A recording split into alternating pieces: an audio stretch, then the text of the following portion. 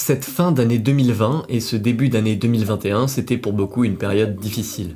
Pour moi, c'était sans conteste les pires moments de ma vie. La pression de la pandémie, avec une vision très floue sur l'avenir, couplée aux difficultés rencontrées lors de mes études et au surmenage, m'ont poussé en janvier 2020 dans un état de dépression forte. Et si je précise forte, c'est parce que je considère avoir été depuis octobre 2020 dans un état de dépression plus léger. Si aujourd'hui l'arrivée des beaux jours et la perspective d'un retour à une vie plus normale est venue calmer un grand nombre de mes craintes, il m'a fallu des efforts importants et l'arrêt presque complet de mes études supérieures début 2021 pour revenir dans un état à peu près stable.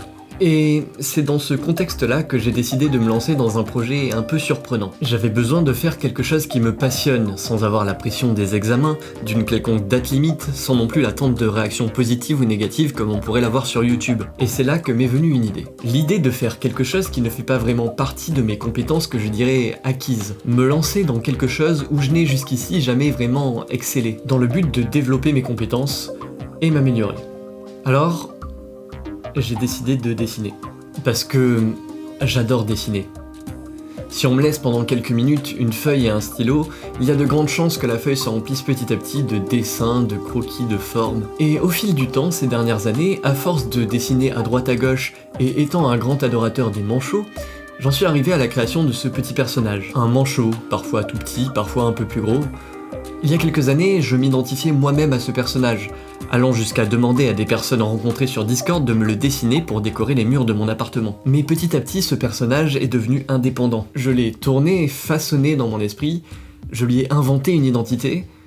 C'est une fille, et elle s'appelle Olave. Alors, du jour au lendemain, j'ai décidé de me mettre à dessiner ce personnage, de façon régulière, avec les moyens du bord, mais en y mettant tout mon cœur et toutes mes capacités. En y passant du temps pour m'améliorer dans la technique, en la dessinant sous plein de formes, faisant toutes sortes d'actions, et racontant son histoire. Et pour pouvoir m'améliorer, j'avais besoin d'un réseau où partager cette démarche d'apprentissage. Un réseau où des personnes que je ne connais pas forcément pourraient partager cette expérience avec moi, et ce, sans que mes connaissances soient même au courant qu'il existe, pour ne pas avoir d'avis biaisés ou de découragement. J'ai donc lancé ce projet sur Reddit.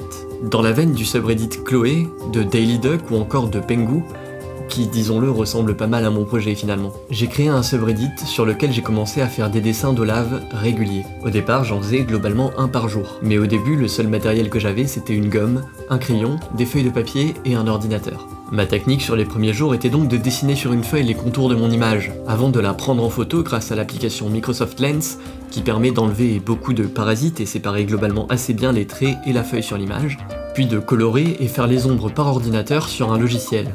En l'occurrence celui que je maîtrisais le mieux, Paint.net. Et là, au bout de 3 jours sur un coup de tête, j'ai fait un truc que je voulais faire depuis longtemps, mais que j'avais jamais fait parce que j'avais jamais eu de réelle raison de le faire. Je suis allé sur Le Bon Coin et j'ai acheté une tablette graphique pour 25 €. Et il faut le dire, c'était très pertinent de faire ça. Car j'ai passé des après-midi complets à expérimenter, tenter des choses, galérer, parce que honnêtement c'est vraiment compliqué à prendre en main au début, et c'est compliqué de dessiner exactement ce qu'on souhaite dessiner avec une tablette graphique. Et si aujourd'hui mes dessins sont loin d'être propres et parfaits, leur qualité a malgré tout été grandement améliorée par ce nouvel outil. Le titre de cette vidéo ne ment pas. Je n'aurais littéralement jamais pensé me lancer dans un tel projet il y a tout juste 2 semaines. C'est une envie soudaine, celle d'apprendre, d'évoluer, de faire quelque chose de nouveau. Alors, si vous voulez rencontrer Olave et la voir évoluer jour après jour, changer et me donner des retours, des conseils ou autres, rendez-vous sur le subreddit Olave. Mais attention, je souhaite garder cet espace ouvert à tous les utilisateurs de Reddit. Donc s'il vous plaît, si vous y allez et que vous interagissez, parlez en anglais. Pour conclure cette vidéo, je dois dire que ce projet, aussi surprenant soit-il, m'amuse énormément. Ce plongeon vers l'inconnu a eu un effet bénéfique sur ma santé mentale, et je me retrouve parfois, sans me rendre compte, à dessiner pendant des heures pour expérimenter, et pour que le dessin ressemble le plus possible à ce que j'imagine dans ma tête. En faisant ça, je ne vois pas passer le temps. Alors s'il y a quelque chose que vous aimez, mais que selon vous, vous n'avez pas les capacités de le faire, on commence tous à partir de zéro. Mais l'apprentissage fait partie du jeu, et Olave en est la preuve. Apprentissage et projet sont loin d'être incompatibles. Lancez-vous dans les projets dont vous rêvez. Merci de m'avoir écouté, et à dans 6 mois pour une prochaine vidéo. Salut.